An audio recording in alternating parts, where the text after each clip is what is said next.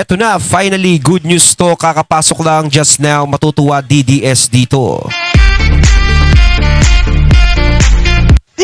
Ayan, syempre itong balitang ating matutunghayan ngayon ay nagbula kay Pinas News Portal. At ito po ang inyong lingkod na si BT na magbibigay ng reaksyon at komento dito sa video na ating matutunghayan ngayon.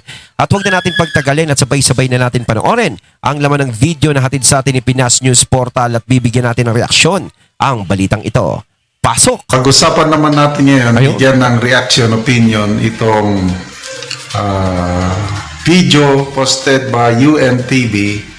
Pahayag ni Attorney Kaufman, ang abogado ni Tatay Digong.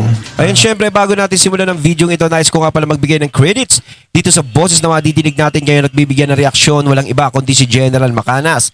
Syempre, huwag niyong kalimutang suportahan ang channel ni General Macanas, mga katunay. Pakibisita po yan. At huwag niyong kalimutang mag-subscribe at mag-follow para maging updated po kayo sa mga vlogs, reactions at sa mga balita na hinahatid sa atin ni ni General Macanas.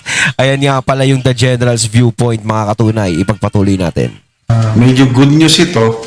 Huwag tayong mawala ng pag-asa. Sabi ni Attorney Kaufman, mayroon pang pag-asa na makalaya si Tatay Digong galing sa pagkaditing sa ICC Detention Facility. Ayun na, si Attorney Kaufman na yung nagsasalita na malaki ang pag-asang makalaya ni Tatay Digong. Sa totoo lang, puro good news ang nadidinig natin. No? Siyempre, kailangan natin yan para tayo, lumakas ang loob pa rin. Di ba mga katunay? Kumbaga, magkaroon pa rin tayo ng fighting spirit na malaman natin na hindi pa rin masira ang ating pangarap na makalaya si Tatay Digong at makabalik dito sa Pilipinas. Di ba? Sa kabila na ginagawa ng iba na alam natin kontra sa kanila, na sinisira o inaano ang isip natin na hindi na makakalaya si Tatay Digong, doon na maging tayo, umaasa pa rin tayo na makakabalik yan. At syempre si Attorney Kaufman na ang nagsasabi dyan. Hindi naman sasabihin ng isang Attorney Kaufman yan kung hindi siya nakakasigurado. Kung alam niyang wala nang pupuntahan ang kaso ni PRRD. Pero malaki ang pag-asa. Kaya nagsasalita siya ng ganyan. Nakikita niya talaga na malaki ang pag-asa at malaki ang nakikita niya na potensyal na talagang si Tatay Digong makakalaya. Ito, pakinggan natin ang balitang ito. Nanggi ni Attorney Nicholas Kaufman ang aligasyong nabigo ang defense team sa kaso ni dating Pangulong Rodrigo Duterte at ikiniit na ginawa nila ang lahat ng legal na hakbang para mapalaya ang dating Pangulo. Ito ay kahit alam nilang wala pang sino man ang napapalaya sa ganitong uri ng kaso at magiging miraculous event anya kung mapapalaya ang dating Pangulo. Gayunman, tiniyak nitong nananatiling aktibo ang mga mosyon ng depensa at mayroon pa silang pagkakataong magtagumpay sa kanilang long-term legal strategy. Sa ngayon, natanggap na ng defense team ang medical evaluation sa dating Pangulo at nakatakdang magsubite ng observation sa korte ngayong linggo ukol dito. Tiniyak din ni Kaufman na nasa maayos na kondisyon si sa detention center at may higpit na binomonitor ang kanyang kalagayan bilang bahagi ng medical and humanitarian standards ng ICC. Pero sa totoo lang, no, talagang parang sobra na yung ginawa nila kay Tatay Digong. Kasi syempre, alam natin yung edad ni Tatay Digong, no. Parang hindi na lang nila nirespeto. Syempre, kung hindi nila kayang irespeto yung pagiging presidente ni Tatay Digong, sana nirespeto na lang syempre yung ganyang kalagayan ni Tatay Digong. Na kung mangyari sa mga tatay nila yan, na ganyan na ang edad, ganyan na, syempre, alam naman natin, habang tumatanda tayo, pahina ng pahina, hindi naman tayo palakas ng palakas, hindi naman tayo sino ba yung kumakain? Si Papay? Na pag kumakain ng spinach, lumalakas. Di ba? Dapat talaga si Tatay Digong, may immunity na dapat yan eh. Hindi na dapat ganyan yan eh. Kumbaga, pinapalaya na yan eh. Di ba? Parang sobra naman yung ginawa nila, na parang gusto talaga nila is dyan na mawala si Tatay Digong mismo sa ICC. Parang itinapon na lang nila ng ganyan-ganyan. Parang wala silang pakialam yung mga taong gumawa niyan. Kaya grabe, kung maiisip mo 'Di 'Di ba? Hindi makatao talaga eh. Hindi makatao yung ginawa sa kanya. Unang-una, binigay siya sa ICC na alam naman ng wala jurisdiction dito sa Pilipinas. Binigay sa mga banyaga. Kung meron man siyang atraso sa mga Pilipino, dapat dito siya nilitis. Binastos na ang korte, binastos pa si Tatay Digong. Ganun yan eh. 'Di ba? Talagang puro pampolitika lang ang inisip nila, puro pang sariling kapakanan lang nila. Kung paano nila pipilayan ng mga Duterte. Doon sila nakapokus. Mananatili sa ICC ngayong holiday season, hinimok ni Kaufman ang mga taga-suporta ng dating Pangulo na ipakita ang kanilang suporta sa mapayapang paraan at igalang ang proseso ng korte habang patuloy nilang pinagsisikapan na maibalik ang dating Pangulo sa Pilipinas.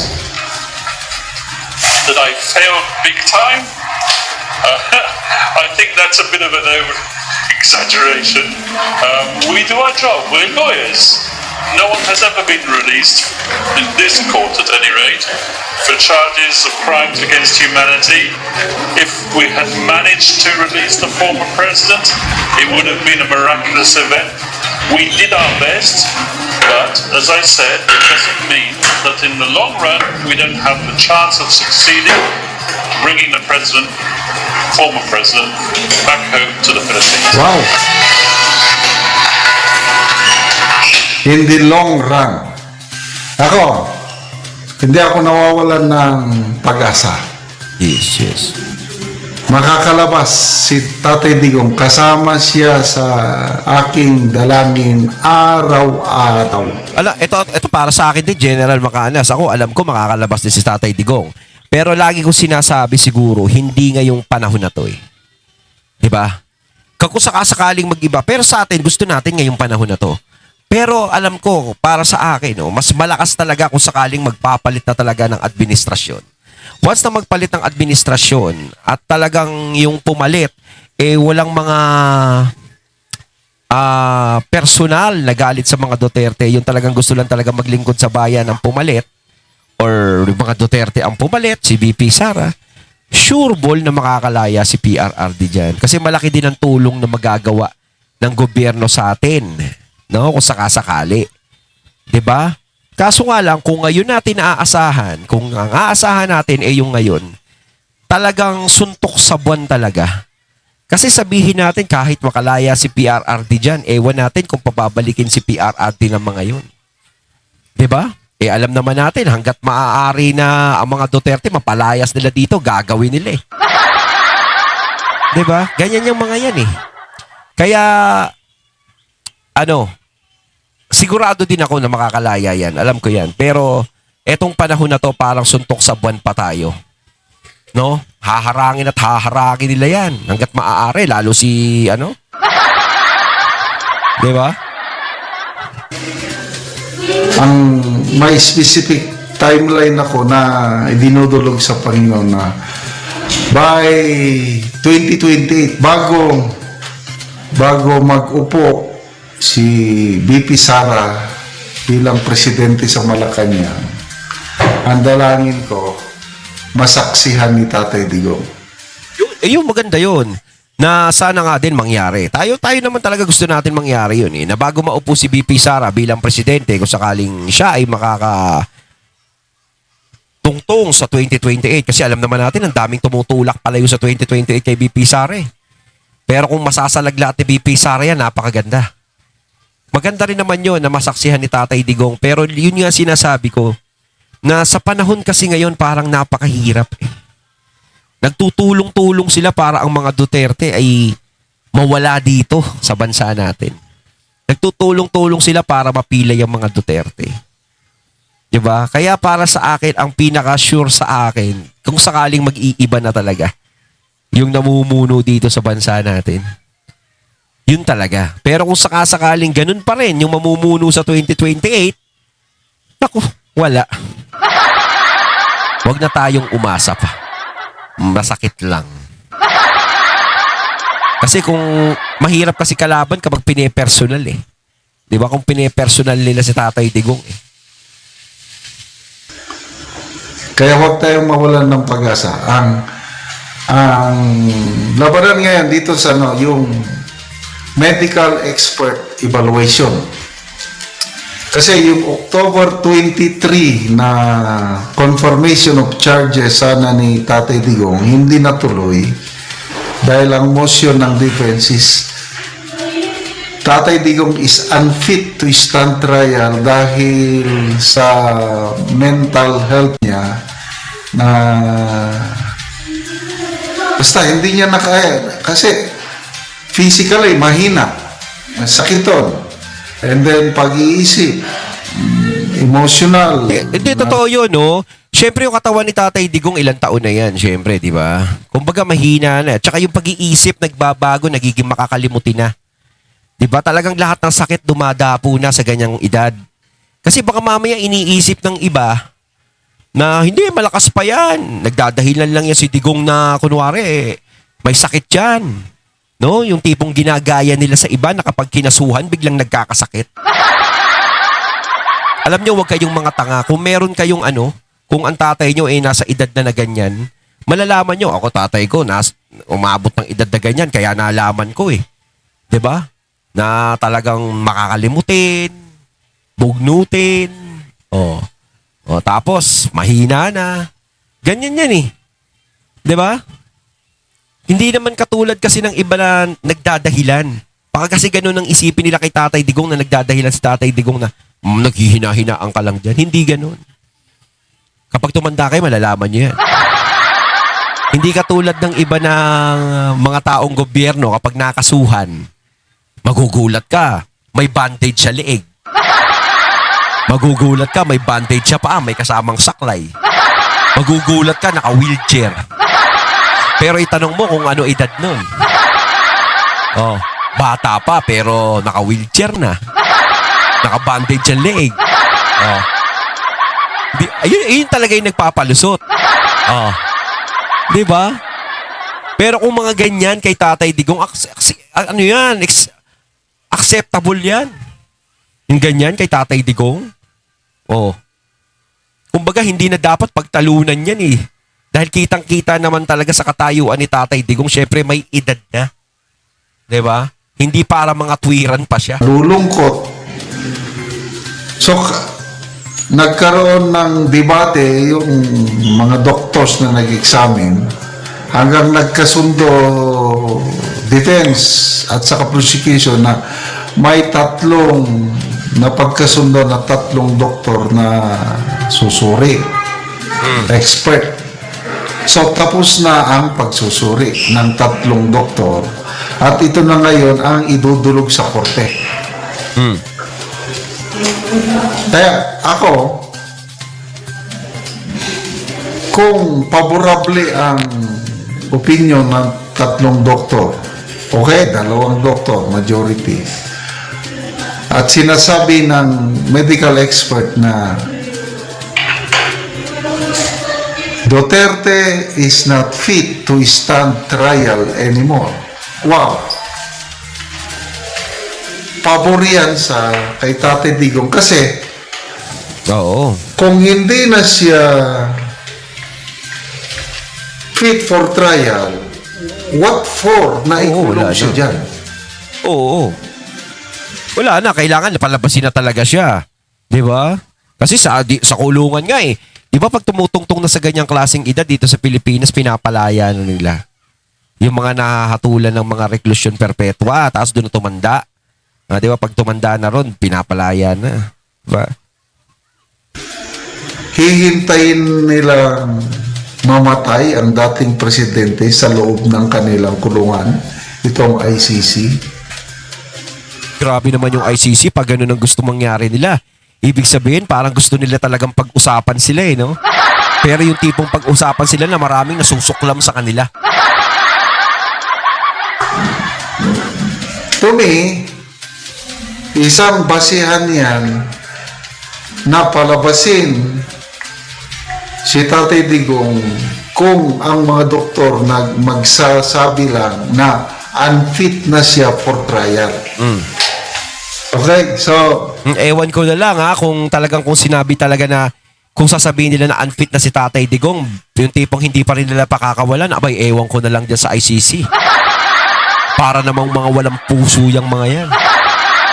Walang mga atay at balumbalunan. Hintayin natin. Let's wait for miracles.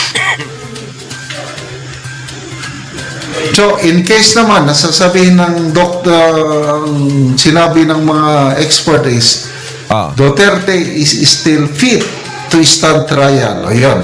Tuloy na ang confirmation of charges. So, another strategy na naman yan ng mga abogado. Ako, nakasubok na ako niyan. Yung legal battles na ganyan. Ay, sos, I tell you, diskarte talaga ng abogado. Pag magaling ang abogado mo, makakalusot ka sa mga trials na ganito. Kaya Tama yun, tama. Tama yung sinabi ni General Macanas. Na kapag magaling ang abogado mo, makakalusot ka sa kung anumang trial na daanan mo. O gaya nga ni Atty. Kaufman, alam naman natin magaling. 'Di ba? Ganun naman talaga yun eh.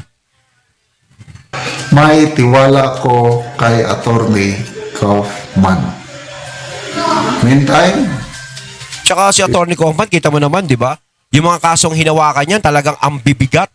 Pero kita mo, absuelto lahat ng mga naging hinawakan niya. 'Di ba? Eh si Tatay Digong pa kaya? Eh yung mga gawa lang naman, mga bintang kay mga gawa-gawang kaso kay Tatay Digong, ay mga kaso kay Tatay Digong ay mga gawa-gawa lang, mga house show lang yung ebidensya.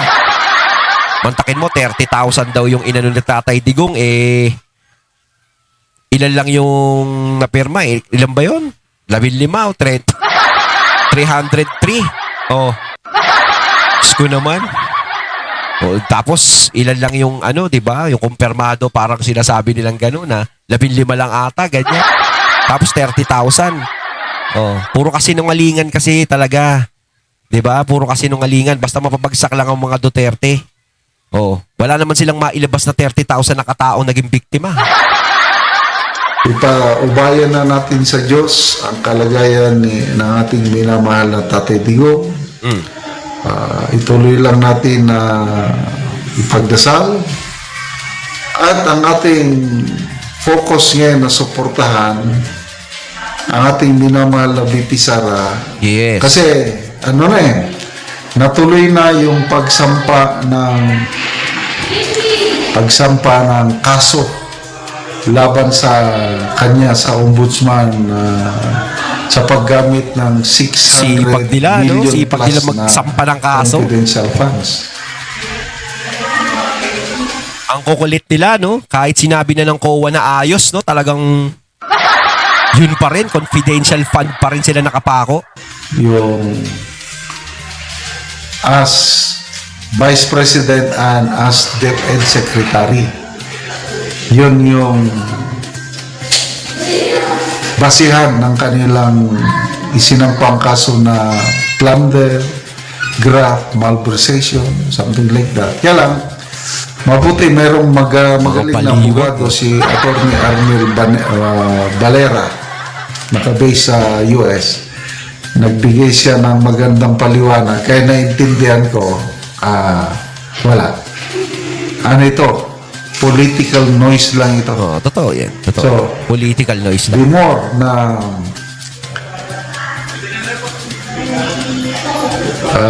lalangtad o lulutang yung galing, yung tibay ng dibdib ni VP Sara Yes. sa pag-undergo ng ganitong kaliwat ka ng kaso. Ayun, at ating natunghayan ng video na nagbula kay Pinas News Portal at syempre natunghayan natin ang boses na yun na binigyan natin ng reaksyon na nagbula kay General Macanas. Kayo mga katunay, anong masasabi nyo tungkol dito? Comment lang po kayo sa comment box. So once again, I'm BT and I'm out. Peace.